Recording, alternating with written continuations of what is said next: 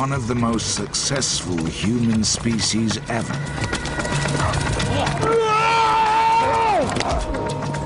For 250,000 years, they dominated Europe, a continent ravaged by ice ages and stalked by wild animals.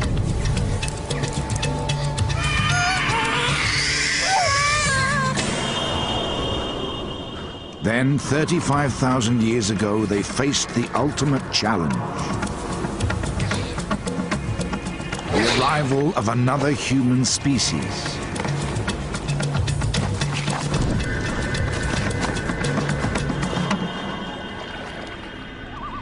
This is the story of the last time two different species of human shared this planet. Only one of them would survive.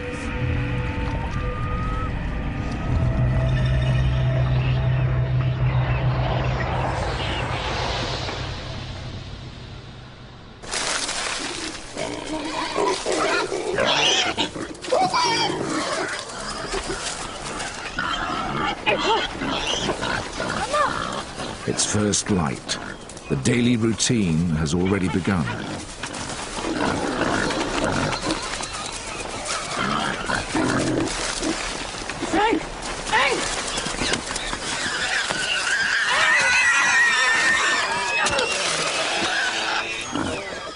The hunters are a formidable team, a mother and a daughter, driven by the instinct to survive.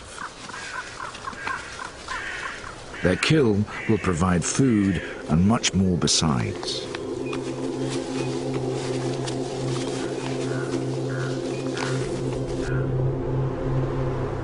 "35,000 years ago, southern France was a cold and unforgiving place to live.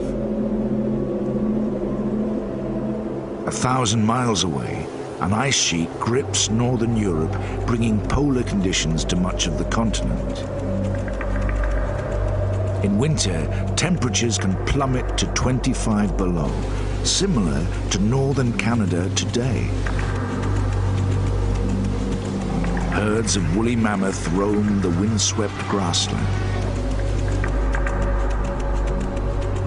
The forests offer refuge for bison and red deer.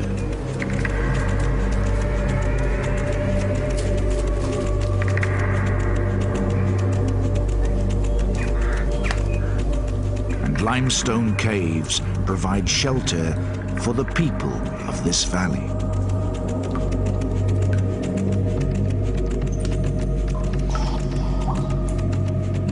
These are the Neanderthals, the first human species to adapt to this harsh and frozen continent.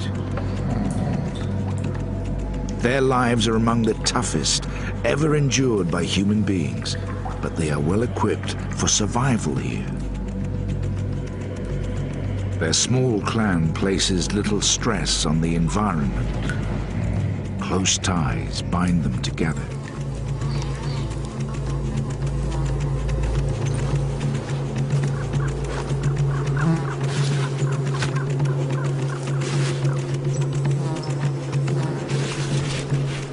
Protection from the freezing cold comes from animal skins, cleaned and worn as clothing.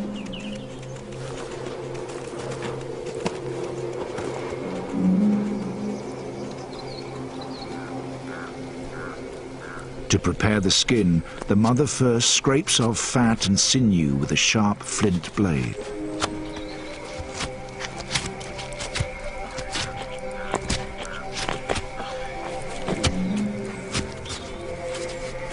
She uses her teeth as a vise. Her face is designed to spread the stress evenly around her skull. Her teeth are worn from many years of use.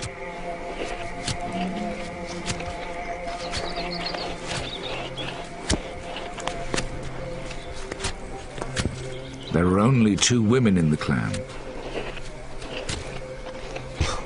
An old man, 3 adult males and a young boy make up the 7-strong family group.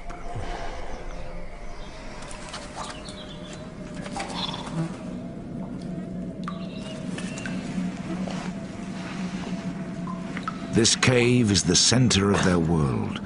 Within its walls, they sleep, eat, butcher meat, and even defecate.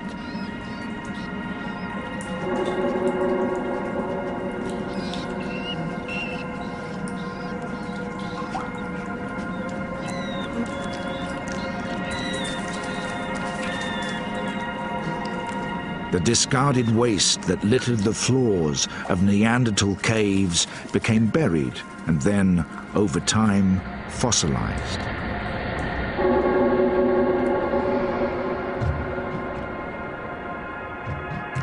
It has become priceless evidence that has revolutionized our vision of the Neanderthals.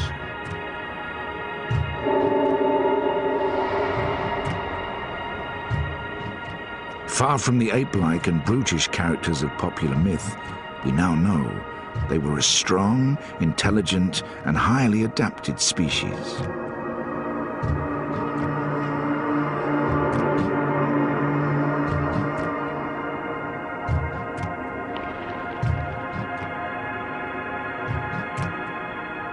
The latest scientific techniques have revealed incredible details about their lives.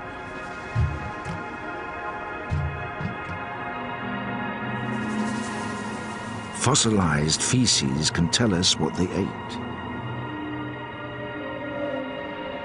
Teeth can tell us how they scraped animal hides to make clothing.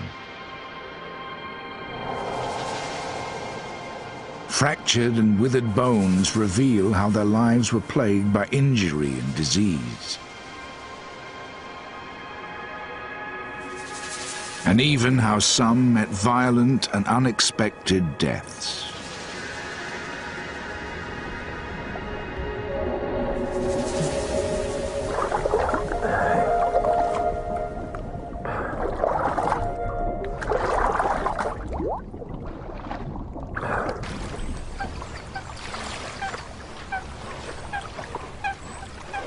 Two generations divide the old man and the young boy, but they have one thing in common. In this harsh climate, they are the most vulnerable.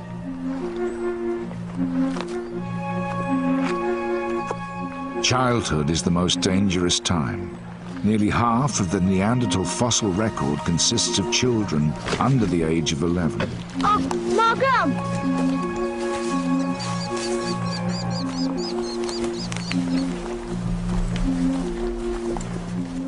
At 5 years old, this boy has only just been weaned from his mother's breast. Yet his brain is the size of a modern-day adult. His physical skills are advanced.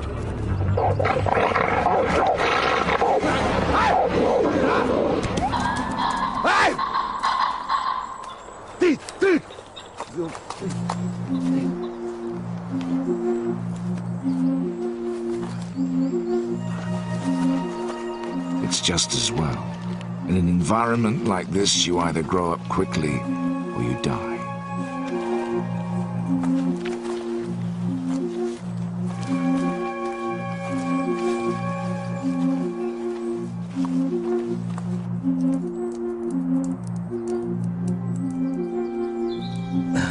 For the oldest member of the clan, life is no less precarious.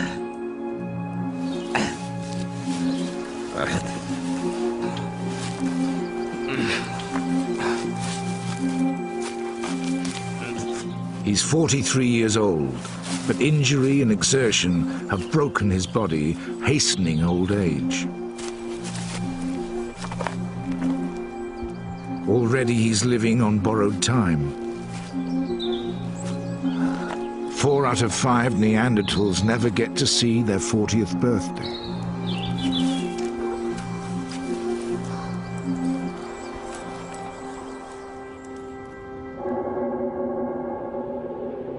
The bones of a man aged about 40 were unearthed in the Shanidar Cave, Iraq, in 1957. Scars on his ankles and ridges on his kneecaps reveal he was already crippled with arthritis.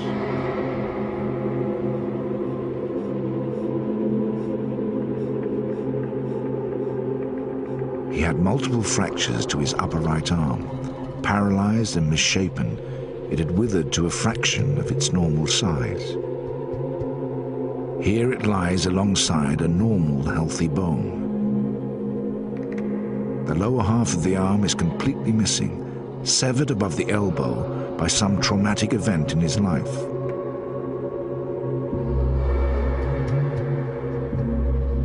Close examination of his skull reveals the cause of these injuries. It's almost invisible to the naked eye, but the left side of his skull shows signs of a serious fracture. The subsequent brain damage would have paralyzed the right side of his body and may have blinded him in one eye.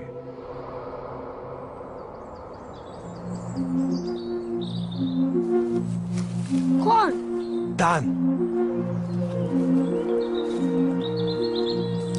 For the old, there are few concessions in this brutal world. If he is to stay with the clan, he needs to pull his weight.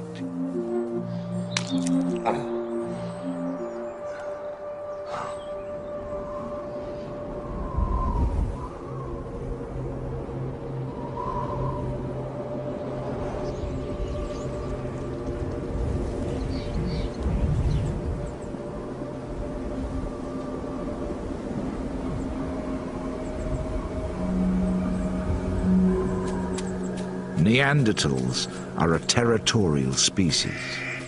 This clan's territory is around 27 square miles, the range of an average day's hunt. Some distance from the cave, the clan's 3 brothers have picked up the scent of prey.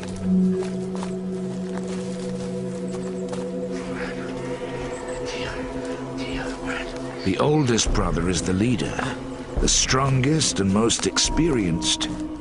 He orchestrates the hunt.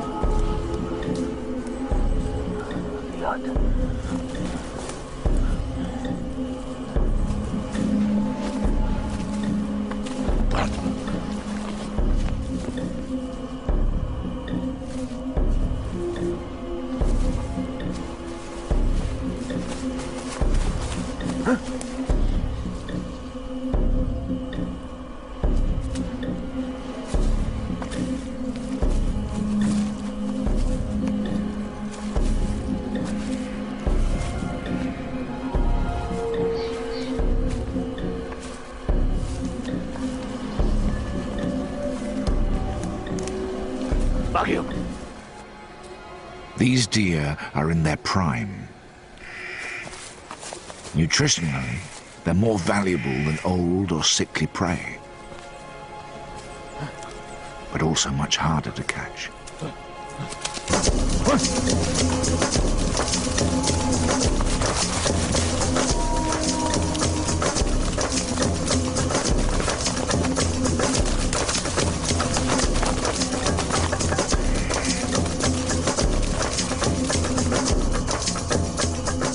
The Neanderthals' world was much smaller than the one we know today. Arctic tundra in the north and vast stretches of desert and sea to the south restricted their range to Europe and Western Asia. Even at their peak, it's estimated that as few as 100,000 Neanderthals may have lived within this border.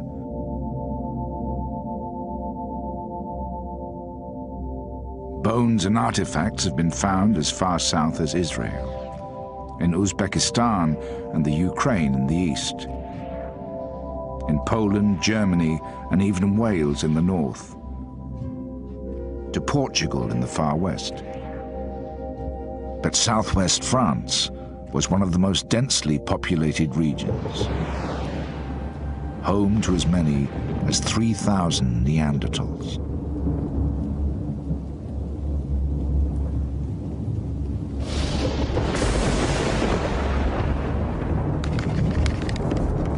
The hunt has not been successful.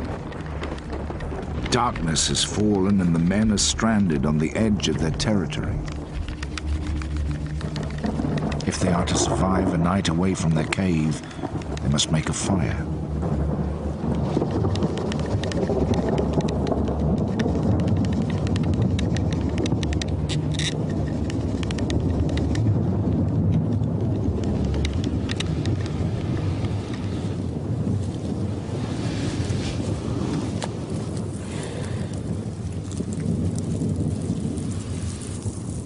Neanderthals were not the first to use fire. It had been known to humans for over 500,000 years. But their skill in harnessing it is key to their survival in this frozen continent. Fire provides warmth, of course. At night, temperatures can fall by 10 degrees. But in the open, fire is also their main means of protection.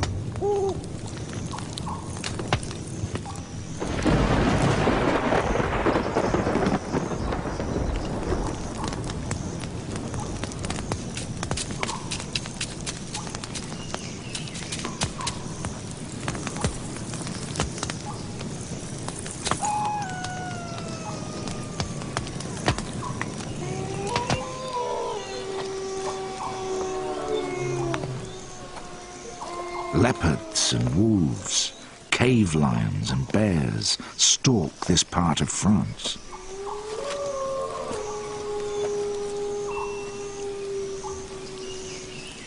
Neanderthals are not just the predators, they are also the prey.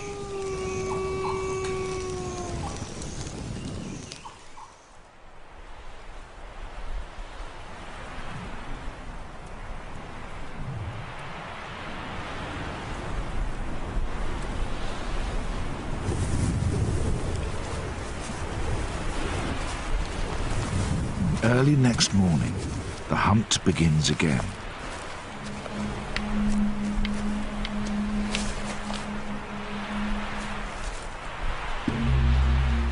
This time their target is neither deer nor bison.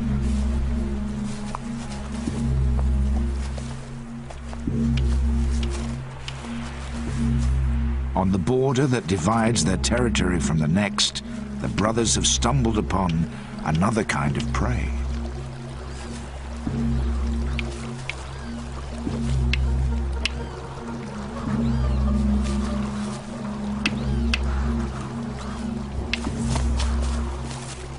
One more precious to the long-term survival of their clan.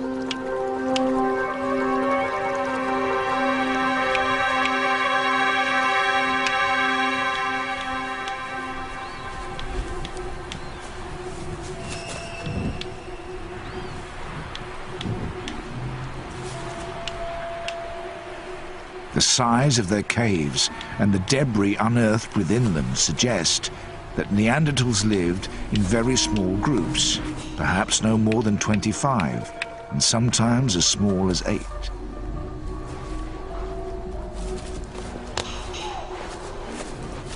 Small enough to avoid putting pressure on scarce resources, but too small to ensure the survival of the species without some interaction with other groups.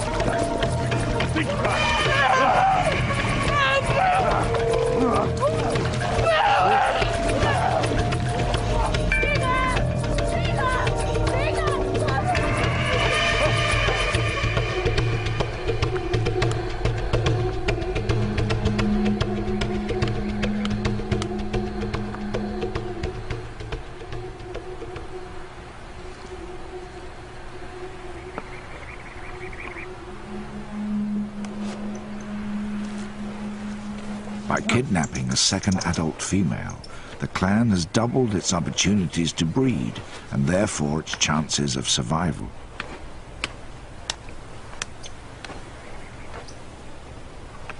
The fact that Neanderthals were territorial makes it likely they were male kin bonded, organized around fathers, brothers and sons.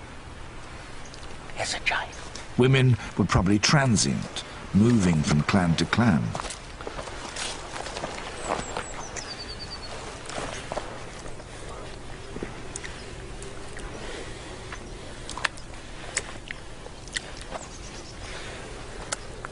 To have survived as long as they did, Neanderthals must have exchanged women. Some of these exchanges may have been voluntary. But in such a closed society, it's likely that some encounters were like this one, forcible and potentially violent.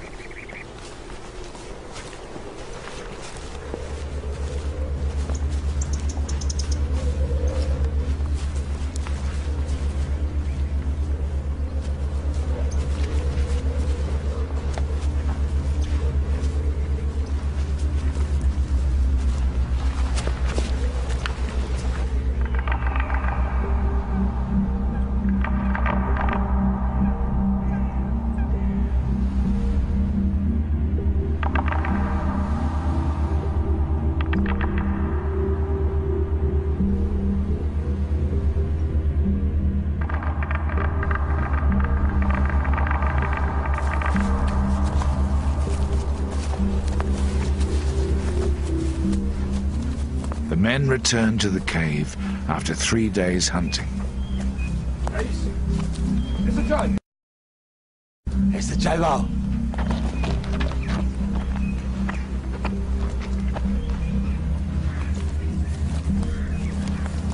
Their catch is unexpected.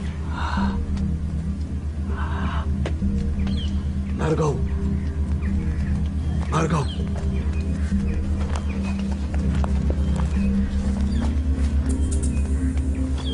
To the dominant female, the newcomer poses a threat to her position in the clan. She must quickly assert her authority.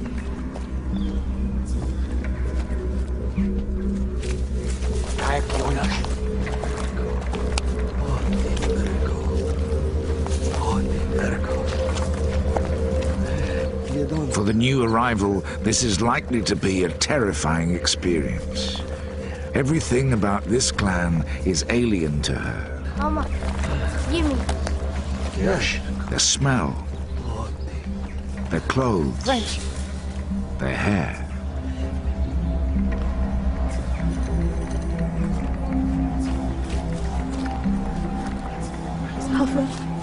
Even their language. Complet.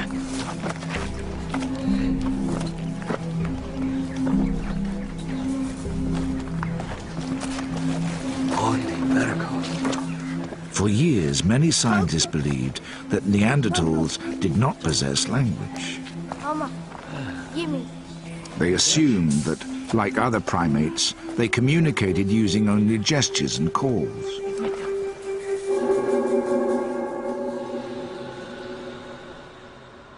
Until quite recently, research on Neanderthal skulls supported this idea, suggesting that their mouth and throat were so different from ours that they probably couldn't speak as we do.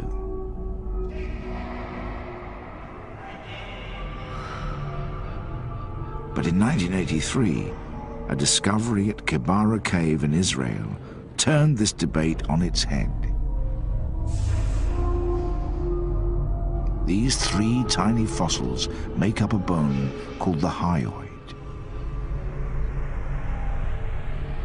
They sit in the throat, holding the muscles and flesh of the vocal mechanism in place. The Neanderthal hyoid is almost identical to ours and is the most compelling evidence yet that their throat was designed for speech. It may well have been more limited than ours, but it now seems certain that Neanderthals had a language of their own.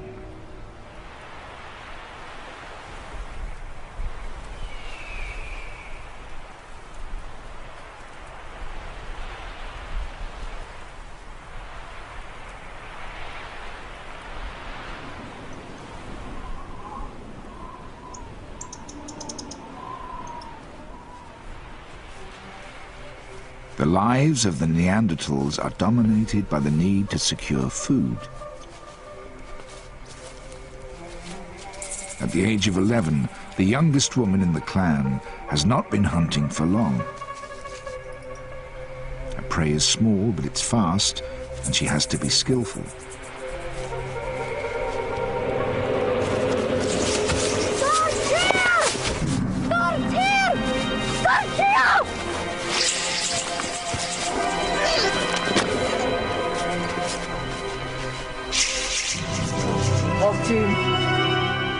The next decade or so will be her prime hunting years, assuming, of course, that she lives that long.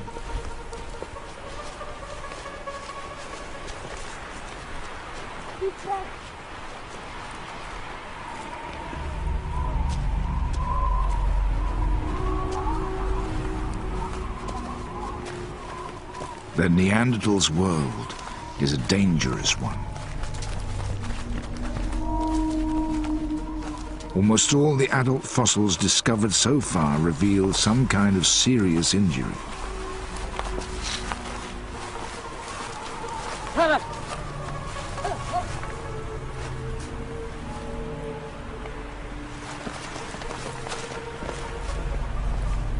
Wild animals provide one threat.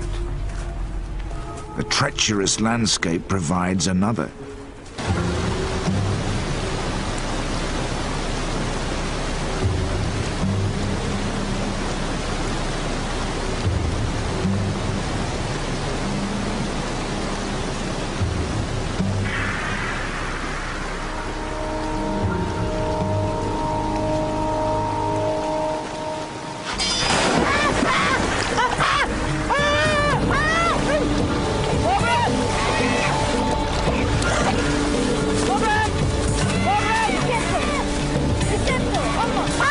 Meltwater from snow has swelled the volume of the river.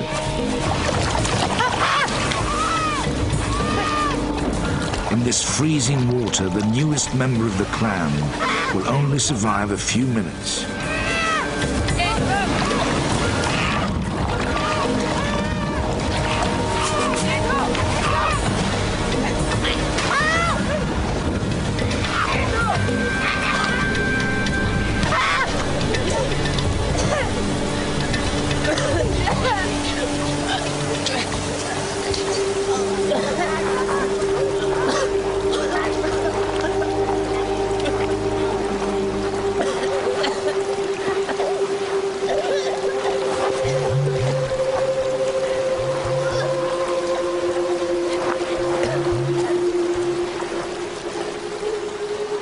This rescue has a selfish motive.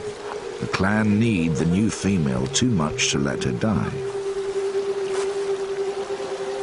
Without them, she stands little chance of survival. This interdependence has helped the Neanderthals to master their environment. But now the dominance of Europe is under threat.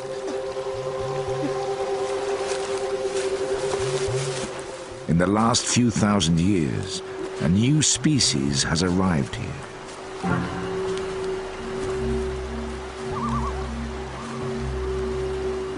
For the first time, these Neanderthals are not alone.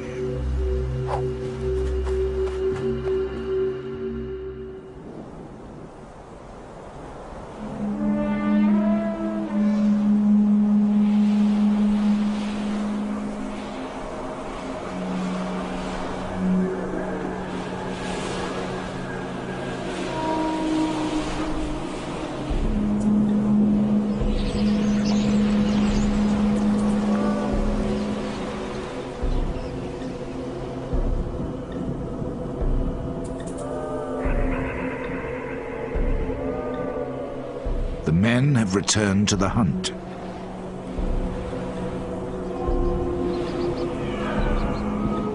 As Neanderthal spears were not designed for throwing, killing must be done at close quarters.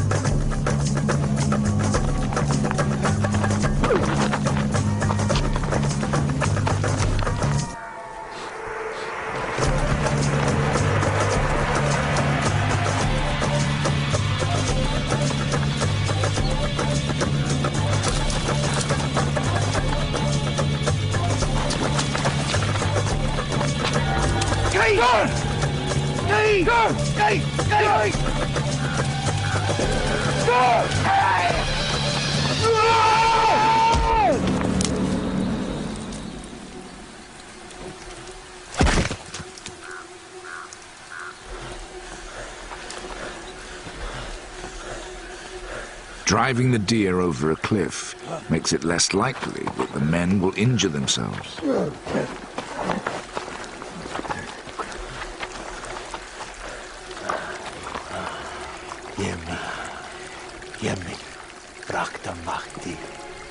A debilitating injury could be the difference between life and death, not just for the individual, but for the whole clan.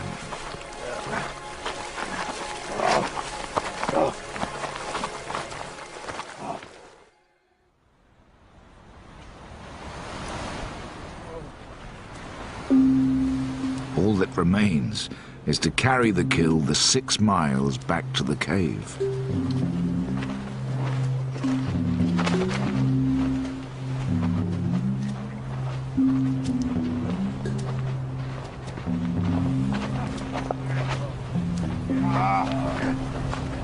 Efmeta! Vitrach!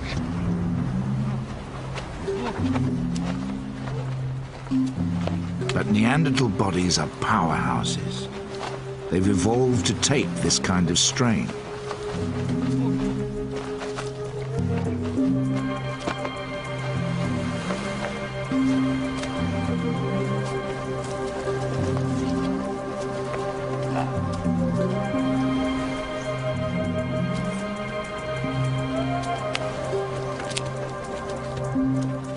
The glaciers of Europe not only shaped the landscape, but the features of the Neanderthals who lived here. Their bones grew strong in direct response to the stress they were subjected to. The walls of Neanderthal leg bones are particularly thick.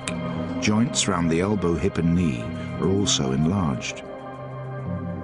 Shaped by the habitual pressure of living life as a Neanderthal, they also show signs of bowing. Seen in contrast to the modern leg beside it, Neanderthal bones are not just thick and bowed, they're much shorter than our own.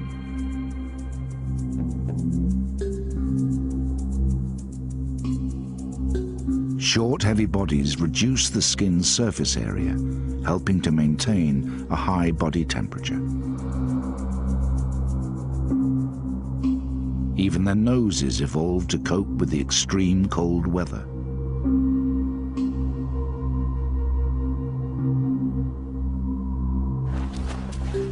Their nasal cavities are larger than our own and contain extra capillaries and mucus to warm and moisturize the air, preventing damage to fragile internal tissue.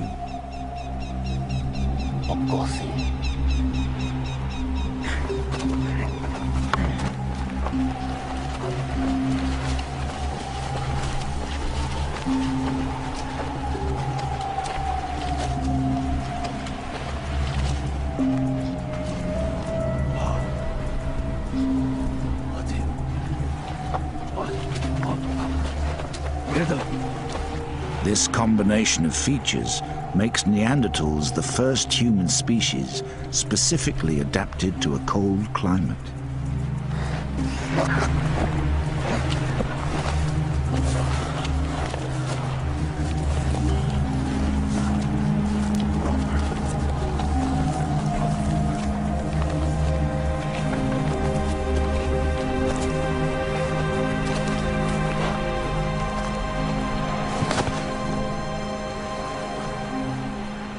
To our eyes, their faces may look ugly, but they are a triumph of evolutionary adaptation. Jeder.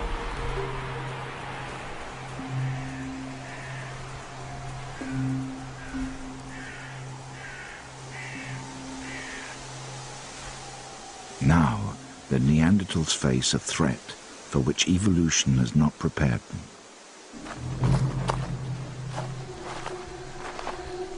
Physically, these strangers are not so well adapted to the bitter climate, but they have other advantages. They've evolved new ways of living together and new ways of thinking. They are Homo sapiens, known in Europe as the Cro-Magnons. They're distantly related to the Neanderthals.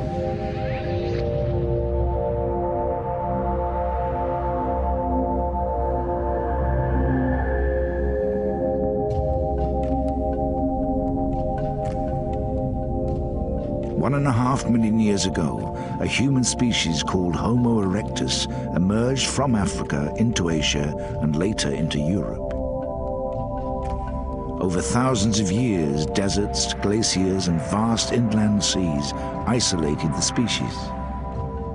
In the cold, harsh conditions of northern Europe, a new cold-adapted species evolved, the Neanderthals. Meanwhile, in subtropical Africa, a warm-adapted species evolved.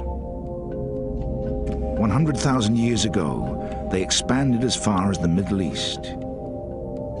45,000 years ago, the weather turned warmer, opening up a route into Europe.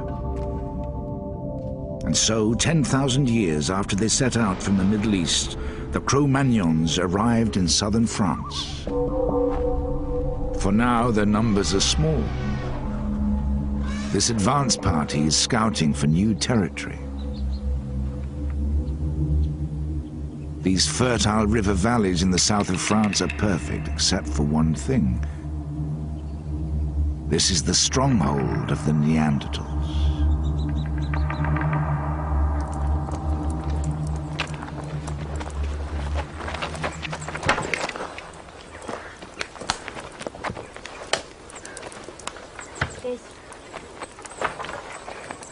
The fresh kill is a welcome sight.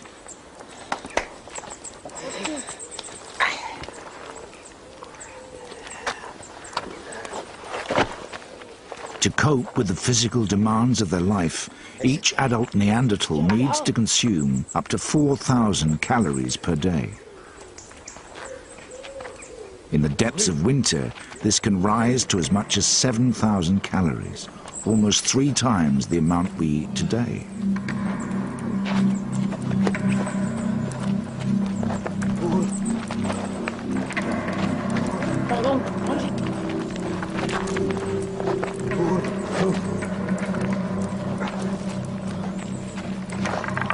As he makes the first incision, the eldest brother stakes his claim. An adept butcher, he uses a razor-sharp flint to slice through the deer's belly.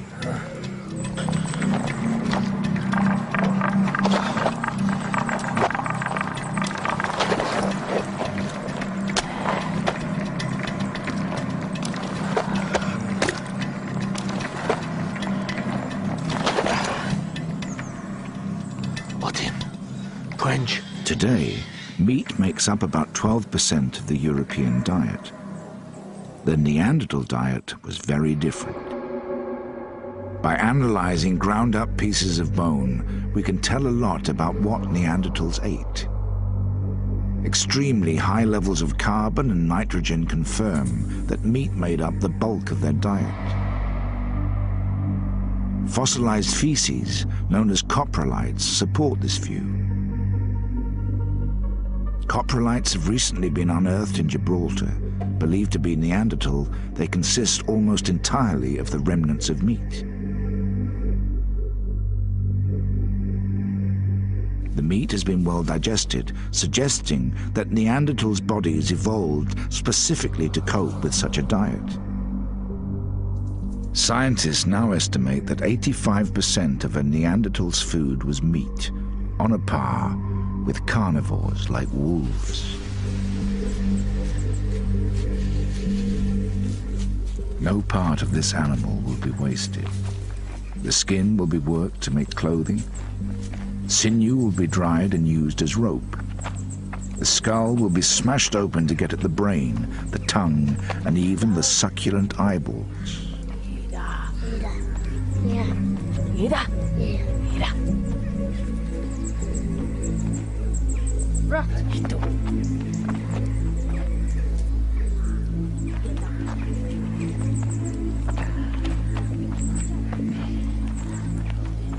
The old man is hungry.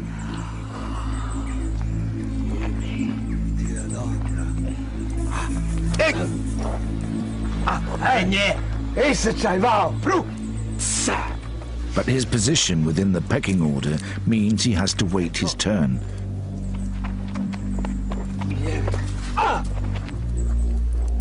Meanwhile, the youngest member of the clan has learned that it pays to be an opportunist.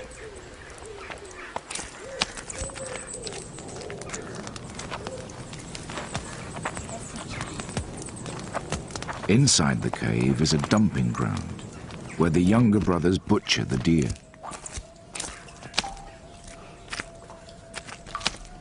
They break its neck and sever its limbs. It's a messy job. Blood, gristle, and the remains of other carcasses cover the floor and walls.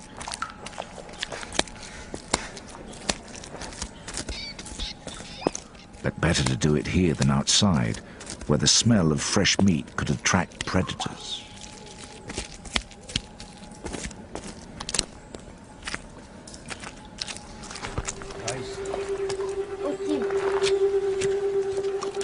Like other carnivores, a special combination of enzymes in Neanderthal stomachs allows them to consume large quantities of raw meat.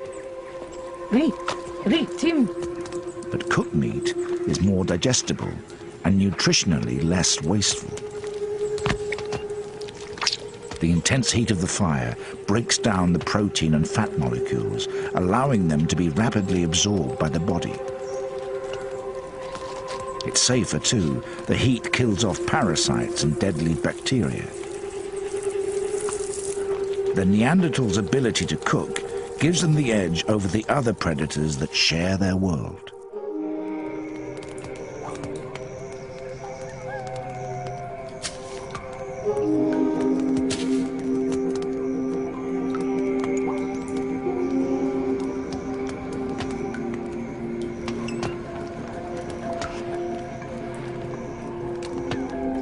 Grooming is the glue that bonds the clan together. It's a form of communication, demonstrating loyalty, affection, and trust.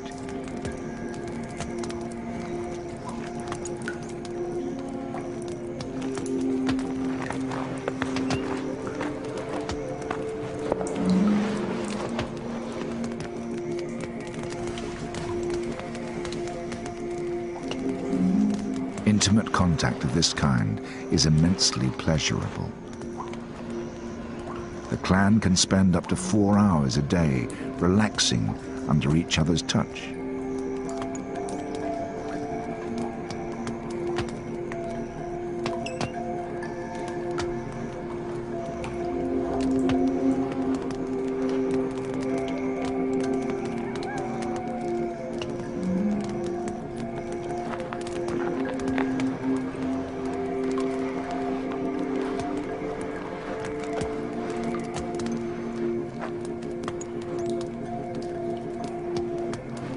These strong emotional ties have forged the clan into a resilient, self-sufficient unit. This unit has ensured their survival until now.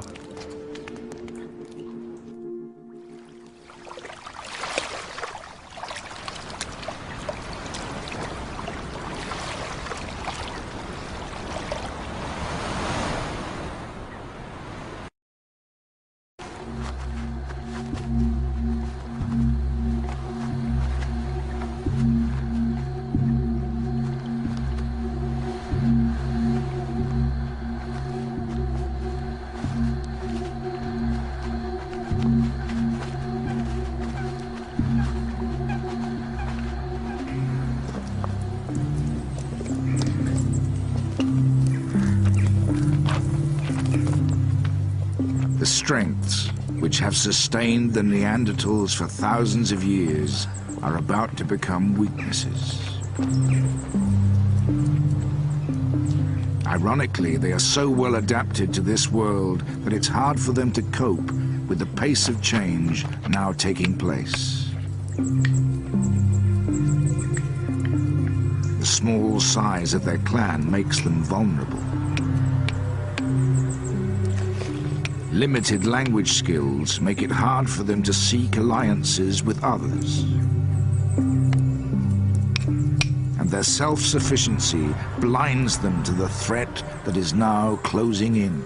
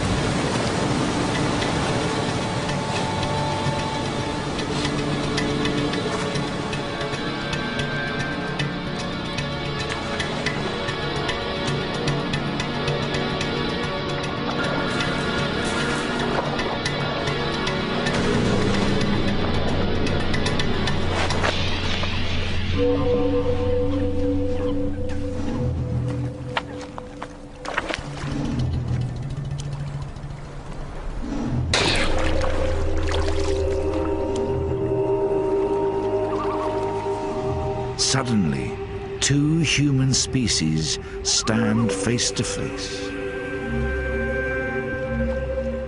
How will they react to each other? In this harsh world, is it possible for them to coexist? A fight for survival is about to begin.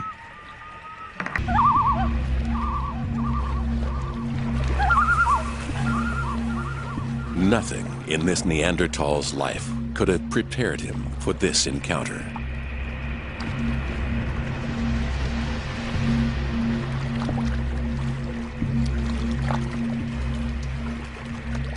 The stranger doesn't just look different. He thinks and acts in ways which are quite alien to a Neanderthal. He is a new species of humanity.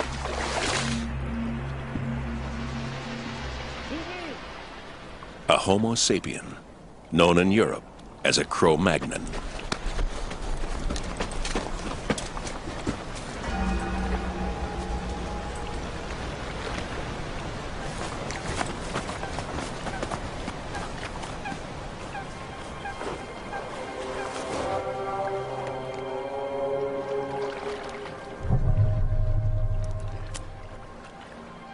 Seeing is one thing. Comprehending is another.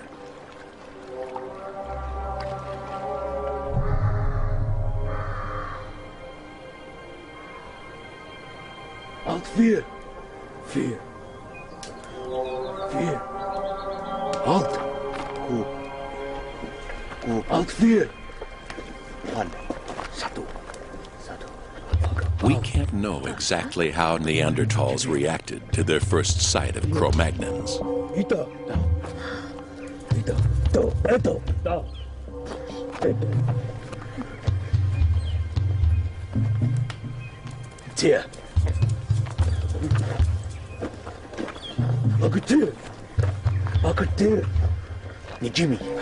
But coming from such a sheltered world, it may be that they simply did not understand the significance of what they saw.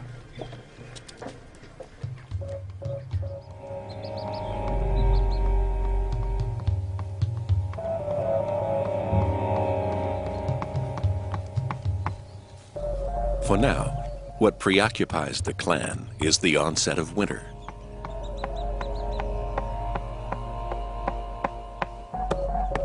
They are one of the smaller clans living in this part of France.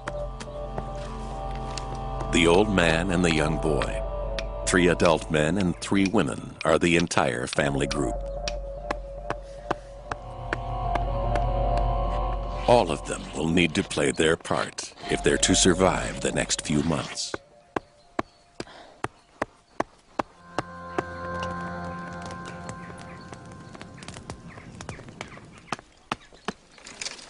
This hazel branch will make an excellent spear.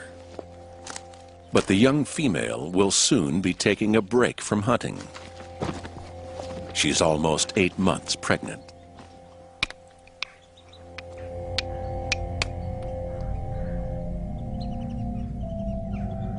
The Neanderthal toolkit consisted of around 6 types of tool, all geared to more specific tasks than those of earlier humans.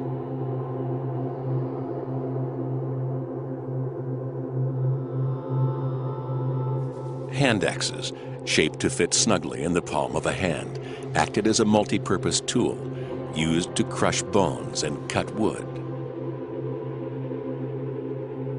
Side scrapers were used to prepare and soften animal skins.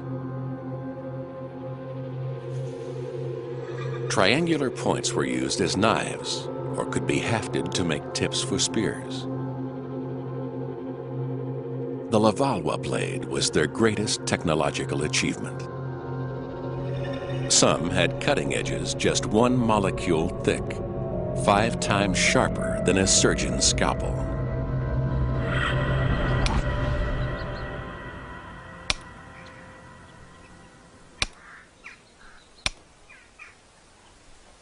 Within the clan, tool-making skills and knowledge are passed down from one generation to the next.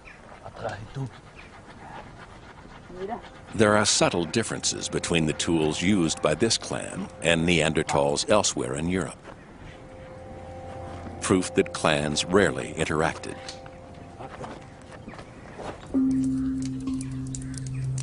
The dominant female strengthens her spear in the flame. It's an effective weapon, but not a new one. It's been around for 500,000 years, even longer than the Neanderthals themselves.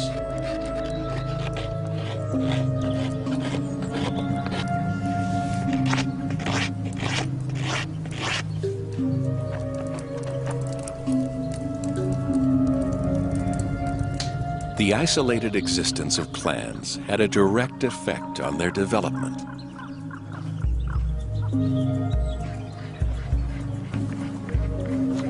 Limited interaction meant there was little chance to exchange new ideas and techniques.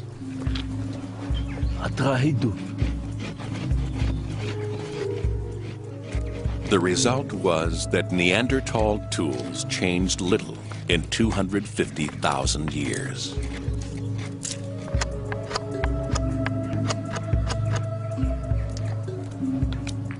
The dominant male uses tree resin to fix the point to the shaft of his spear, and sinew to bind it. It's a sophisticated weapon, capable of lacerating the thickest hide, but it's too heavy to throw very far and exposes him to the dangers of close-quarter hunting.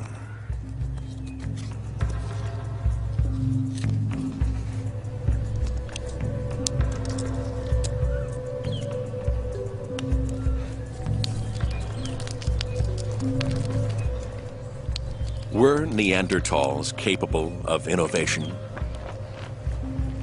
Did they have the cognitive skills to develop new ways of doing things?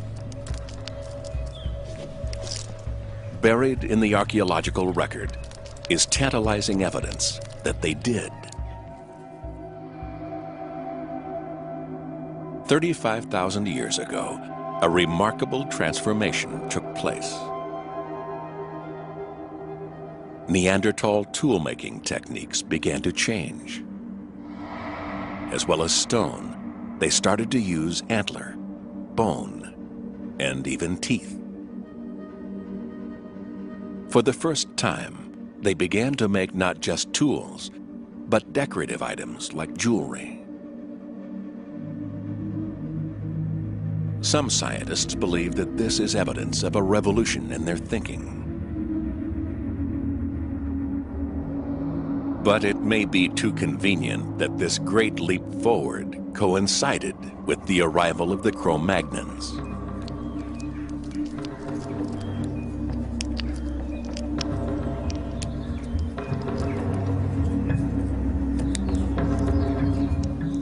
The Neanderthals may simply have been copying Cro-Magnon techniques without ever grasping what these signs and symbols really meant.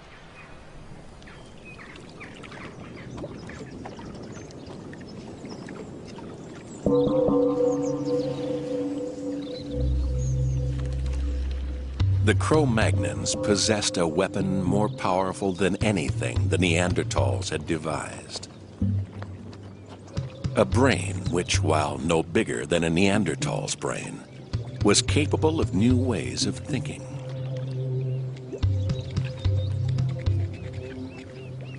Body paint and jewelry are just the outward manifestations of something far more profound.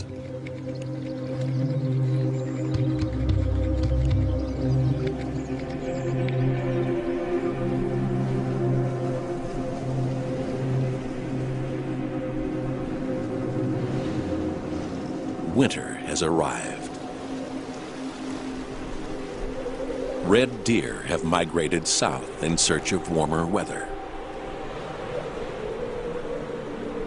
The balance between the food supply and the needs of the clan is delicate at the best of times. The arrival of the Cro-Magnons now threatens to tip the scales.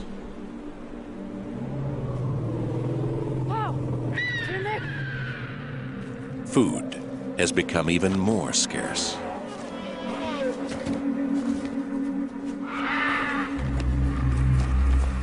Tirmek, zet op hou! Heb timmer!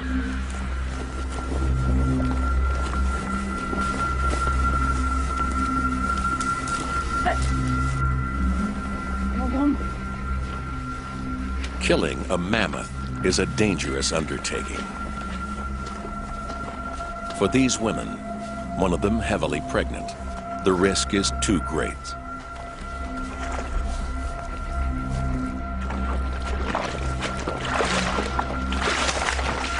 Instead, they turn to scavenging.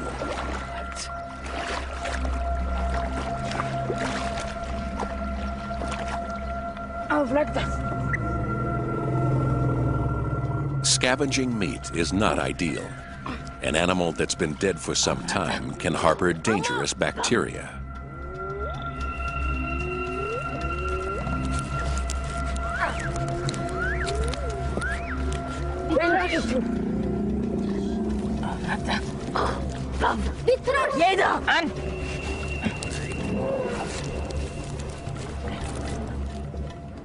Fortunately, this animal has not been dead for long. The freezing water has helped to preserve the meat. The women will use fire to thaw it out.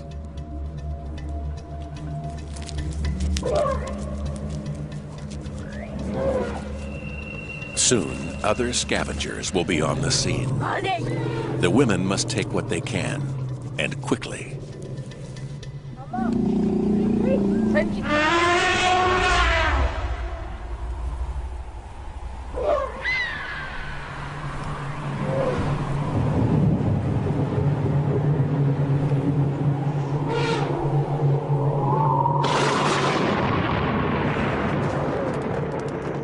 As day turns to night, temperatures plummet below zero.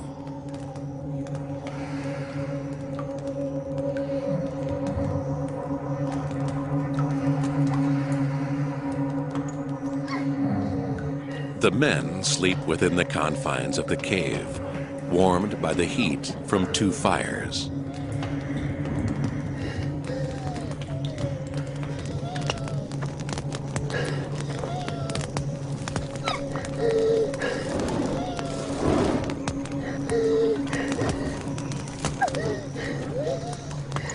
But for the clan's women, there will be no rest tonight.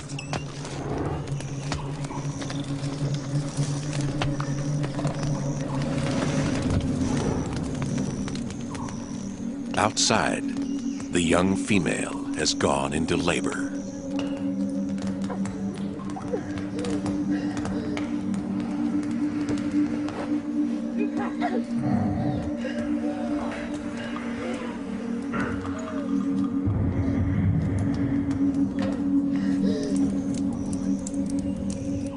This is a dangerous time for her.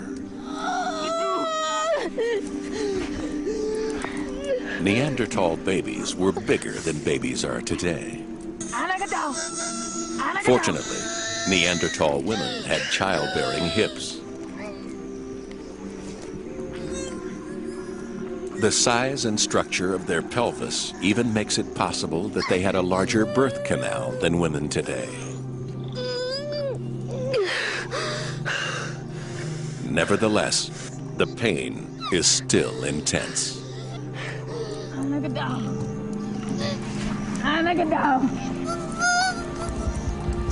Rika!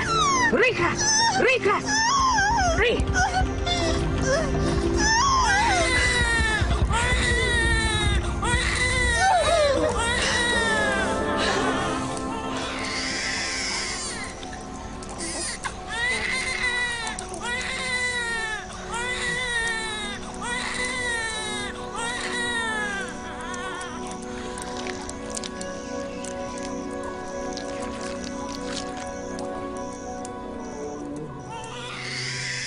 The baby has been born safely.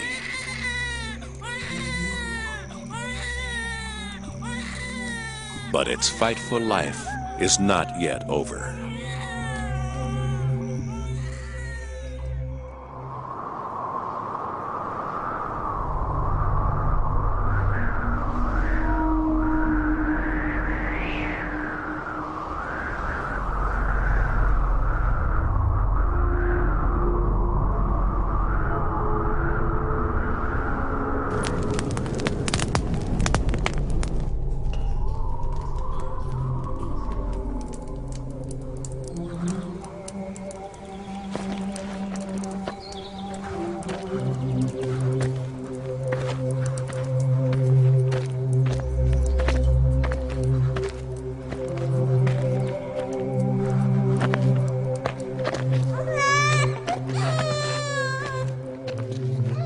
The baby has arrived in the depths of winter.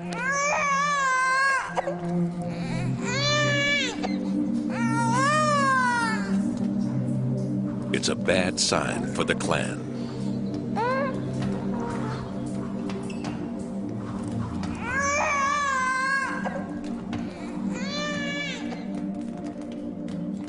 The new mother will breastfeed her child for the next 5 years. Breastfeeding is nutritionally expensive. She'll need around an extra 1,000 calories a day to produce enough milk for her baby. And during this time, she will be less able to hunt.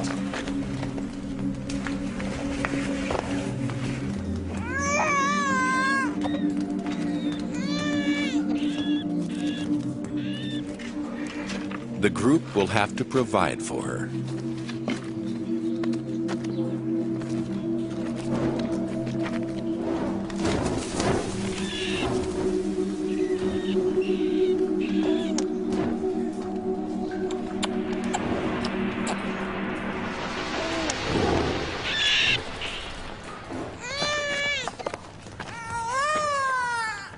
As the weather grows colder and food scarcer, it's a burden they can ill afford to bear.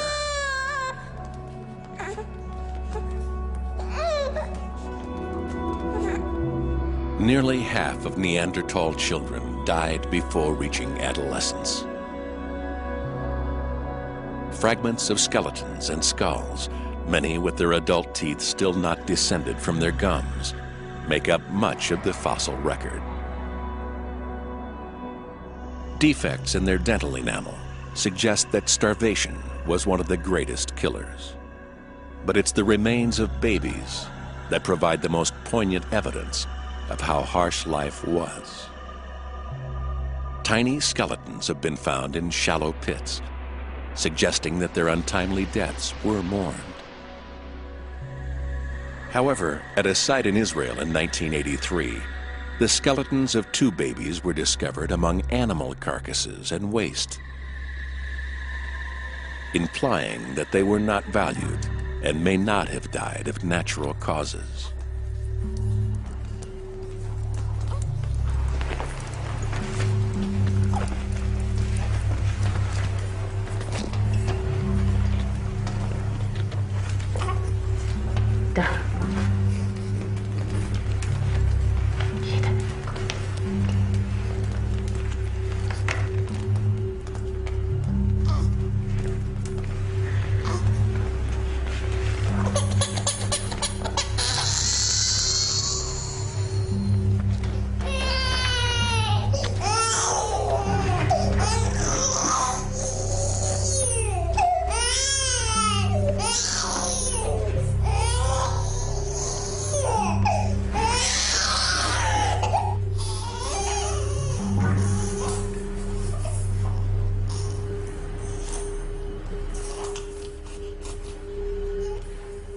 Infanticide may seem brutal, but in some hunter-gatherer groups, it has been known as an established method of birth control for hundreds of years.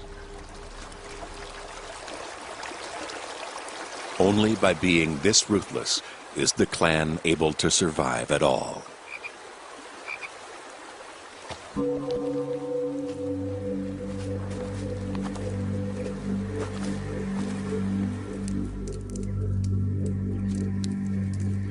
Now, the balance between life and death is becoming even more fragile.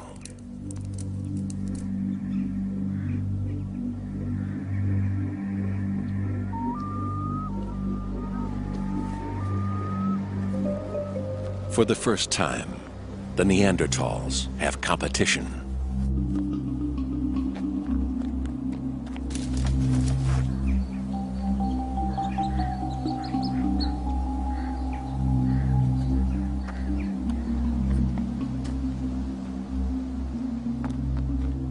The Cro-Magnons have different strategies for survival.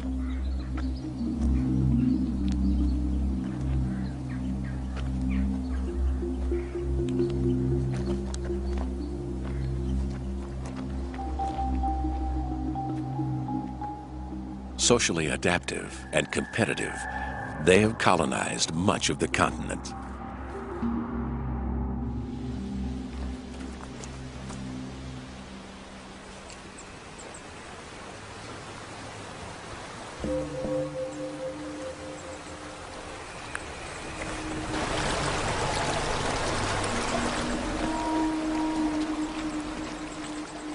Small and self-sufficient, the clan is unlikely to seek confrontation with the Cro-Magnons.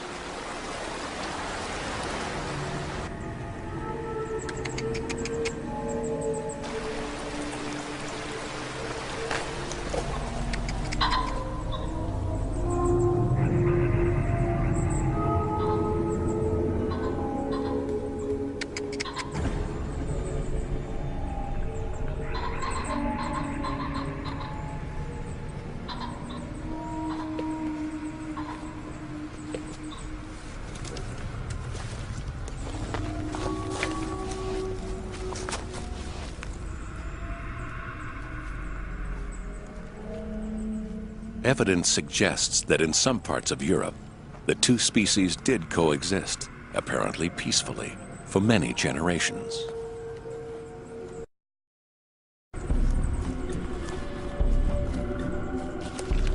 However, in this part of France, the shift from Neanderthal to Cro-Magnon settlements was much more dramatic.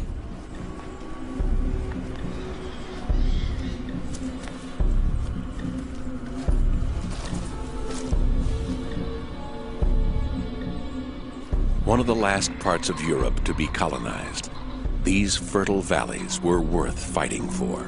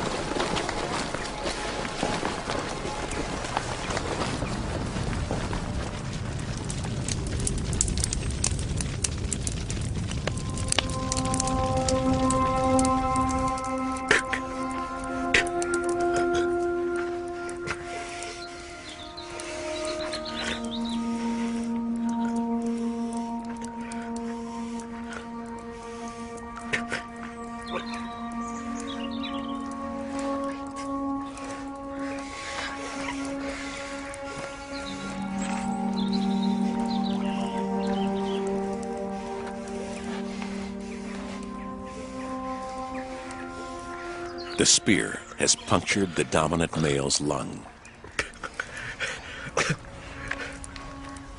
He's lost a lot of blood, and his life hangs in the balance.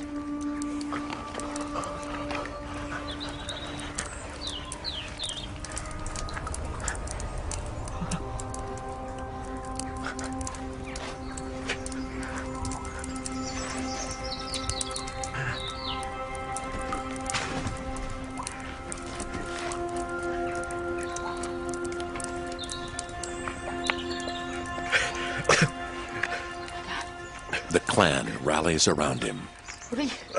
Their whole future is at stake.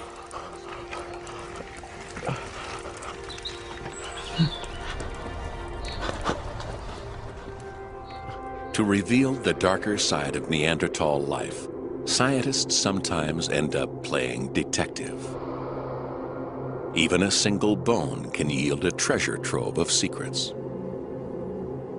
In 1953, at the Shanidar Cave in Iraq, researchers uncovered a Neanderthal rib. It didn't seem much at first, but a closer examination revealed a remarkable story. A tiny groove on the surface of the bone proved to be a cut. A weapon had penetrated between the 8th and 9th rib, slicing the bone and puncturing the lung, implying that the victim had been stabbed.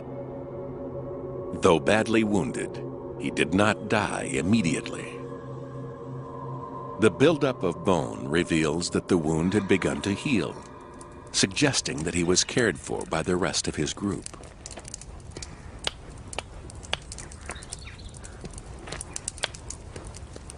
The members of the clan know a great deal about the healing properties of plants. Sphagnum moss is used to disinfect the wound. Comfrey leaves promote the growth of bone. Both grow close to their cave.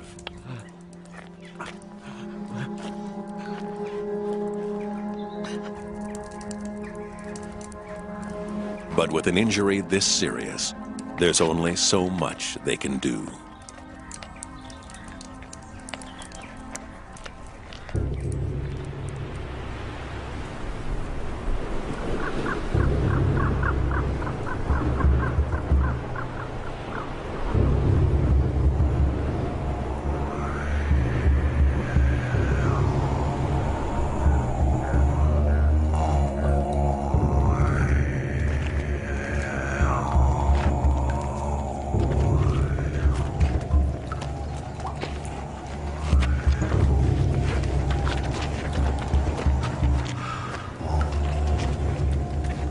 Three weeks have passed.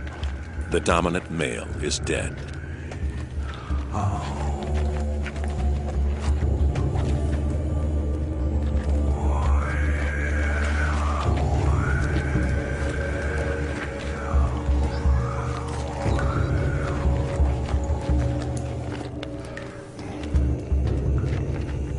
We cannot know for certain whether his clan experiences a sense of loss or grief.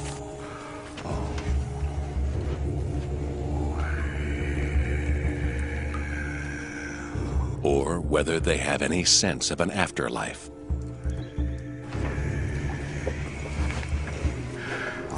But their treatment of their dead relative reinforces their humanity.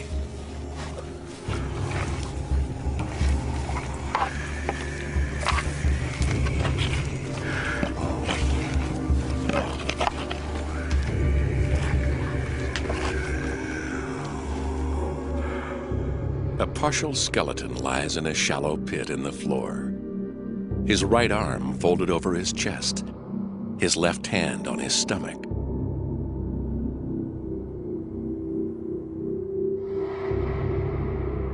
A classic burial position.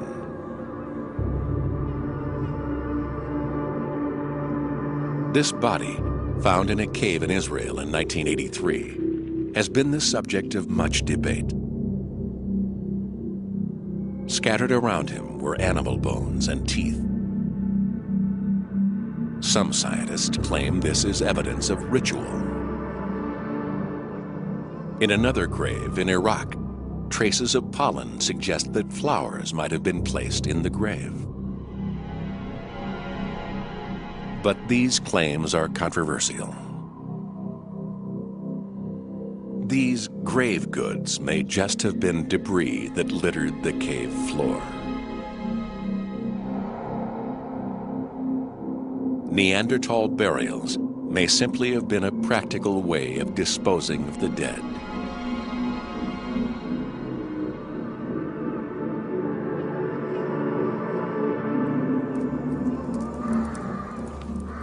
Or was it something more humane?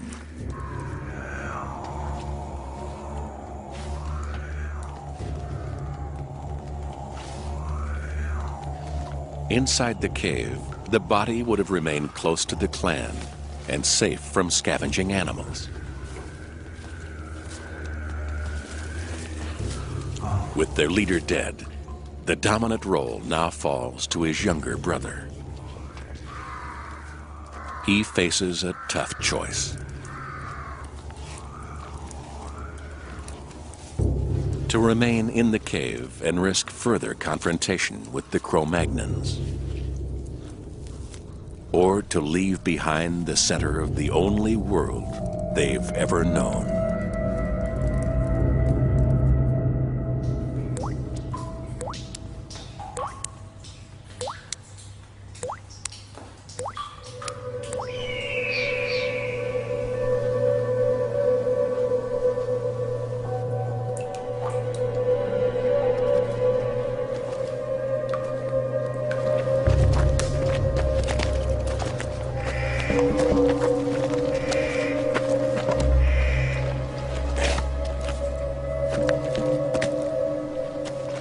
Ange.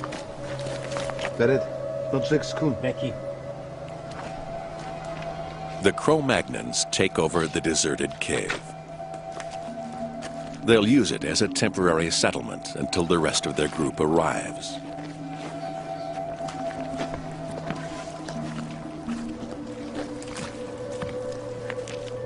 The fossil record shows that Cro-Magnons took over Neanderthal sites and made them their own.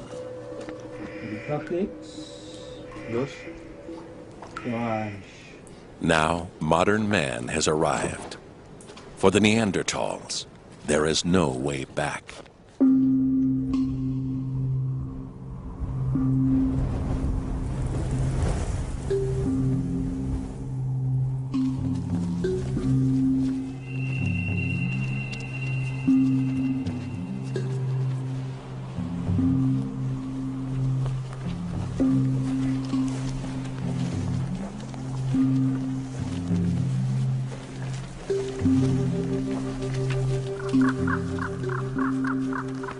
The clan has been driven west toward the coast, out of the path of the encroaching Cro-Magnons, and toward the very edge of Europe.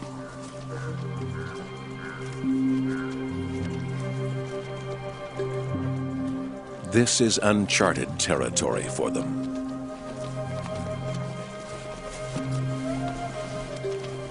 And the further they travel, the more vulnerable they become.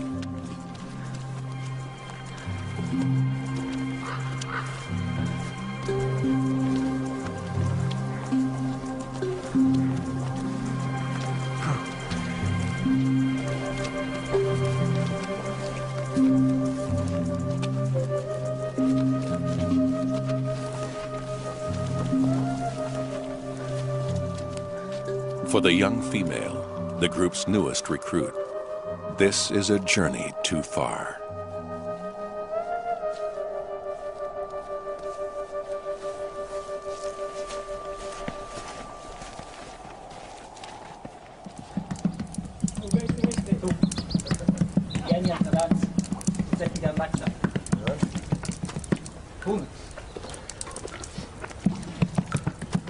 Physically, the Cro-Magnons are less well adapted for life in this cold climate.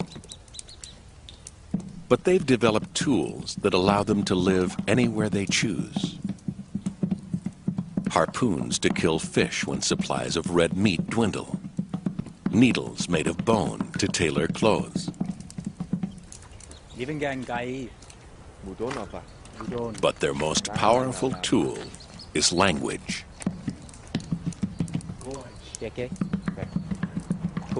Unlike the Neanderthals, the language of the Cro-Magnons is rich and more complex. It's the trigger for art and culture. It allows individuals to form much larger social groups and to trade goods and form alliances in times of need.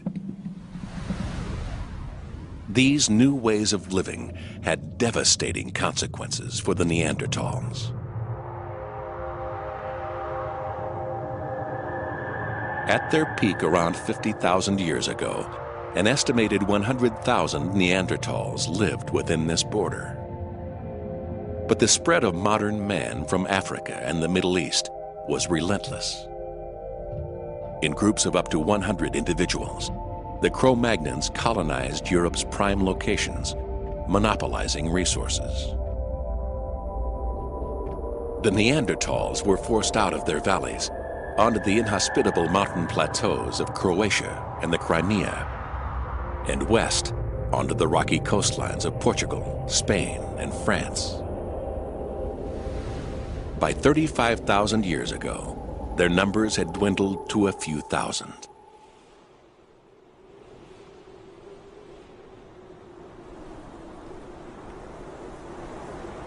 Here on the high ground, there is little vegetation to support animal life, little water, and no natural protection from the weather.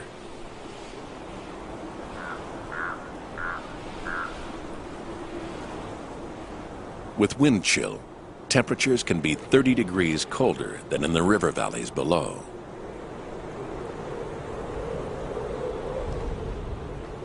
With their short, sturdy bodies, Neanderthals are physically more able to survive here than Cro-Magnons.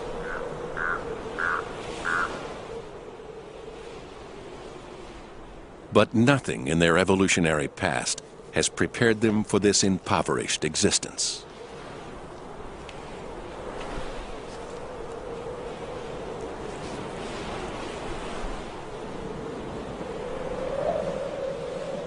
They need to eat, but cut off from their territorial hunting grounds, they find it harder to hunt prey. They need to maintain their population, but cut off from other Neanderthal clans, they find it harder to reproduce. The ties that have bound them together are beginning to come apart.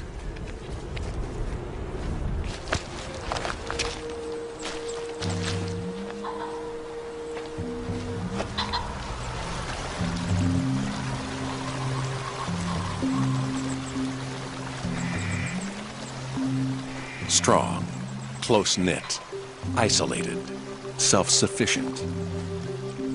These are the qualities that sustained the Neanderthals through repeated ice ages. But in the face of competition, these strengths have become weaknesses. And they are helping to seal their fate.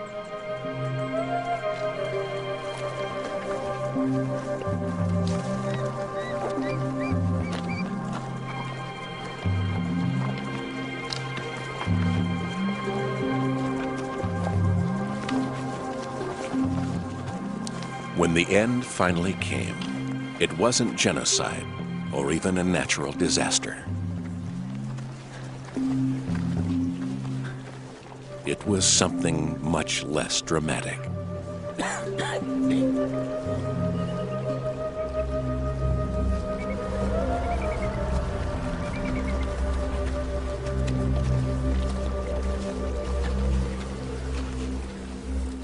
Neanderthals were simply outcompeted by a species which came up with better strategies for survival.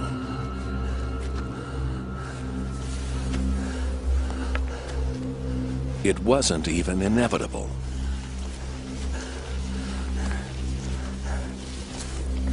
Had Neanderthal birth rates been only 2% higher, or their mortality rates 2% lower, they might not have become extinct at all.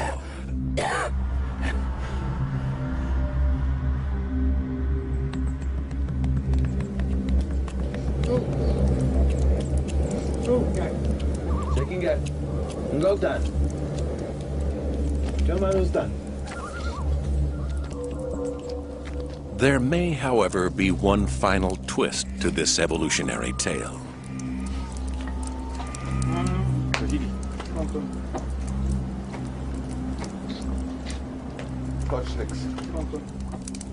Physically and culturally, the Neanderthals and Cro-Magnons were worlds apart.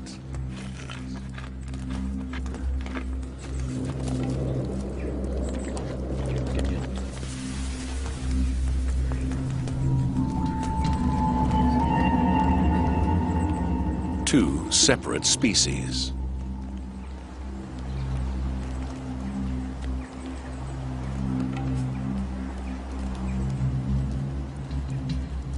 But both human and motivated by the same needs and desires.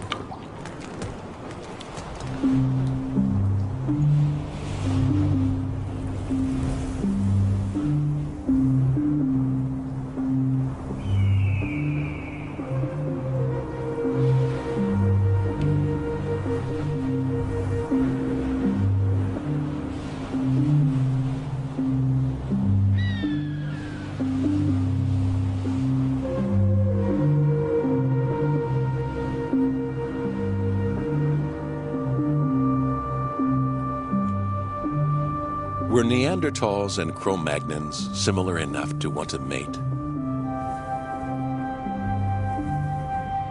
And even if they did, were their genes similar enough for a child to be the result?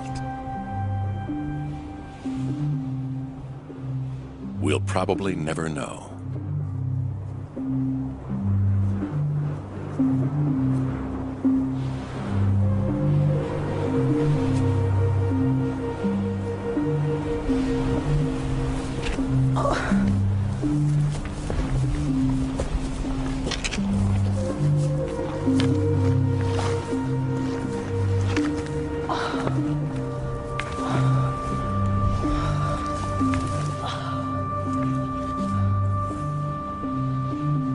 But one tantalizing piece of scientific evidence keeps us guessing.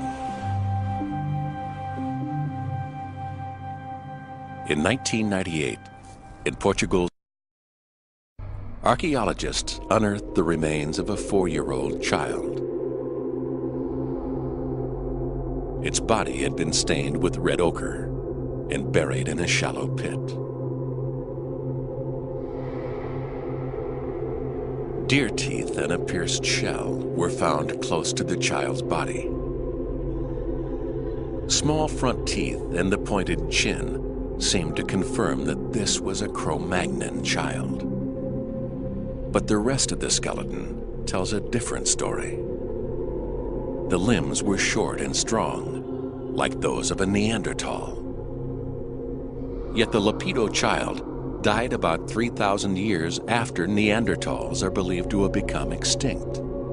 Could this child be a hybrid, half Cro-Magnon and half Neanderthal? Scientists are still undecided.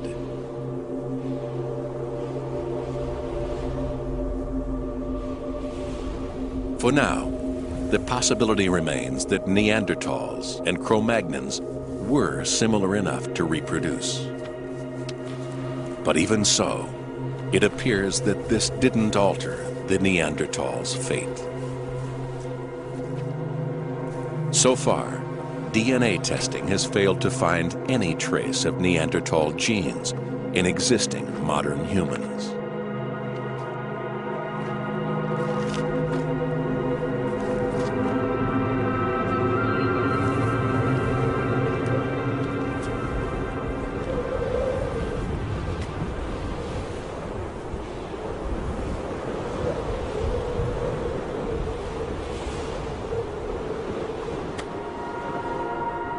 Around 30,000 years ago, in the remote outposts of southern Spain and Croatia, the last Neanderthals died, leaving only one human species, Homo sapiens, to inherit the earth.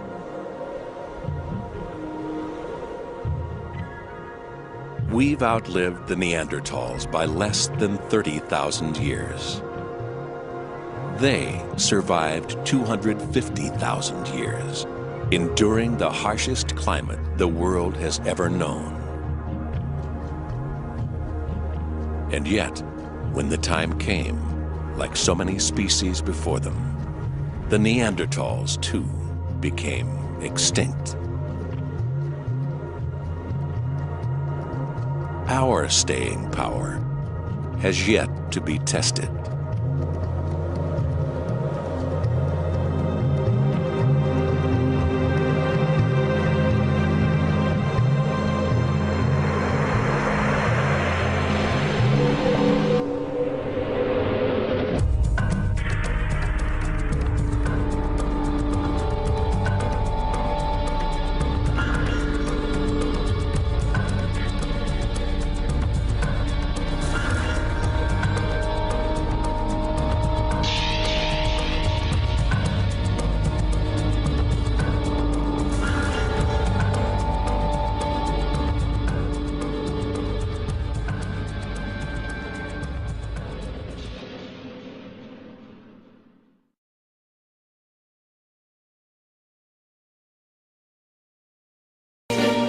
Cause I've been living inside of you, but I guess it's time I set me free, and there's nothing that you can do. I hope you can see. I can't seem to keep people around me, cause I'm scared that they might know the truth all about me. Then they might doubt me, there's no other route. I wanted to shout, but it's too late now cause I'm drowning. Got two-faced like I'm a clown, man. Life is too great, no, it's astounding. I'm in good shape, ma, but you know that I'm drowning like a cup in a cage. I can't cope with this hopelessness, though I try to be open and go with it. But I'm soaking in the pain like the wind never stop flowing in. As I'm floating in a glowing river through a golden gate, trying to motivate. Yeah, I do my fucking best, but there's two voices in my head, I just can't. I just fucking can't. Cause I've been living inside of you, but I guess it's time I set me free, and there's nothing that you can do. I hope you can see.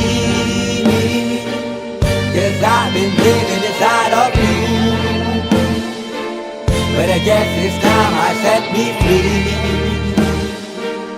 And there's nothing that you can do. I know you can see. Baby, what you acting like this?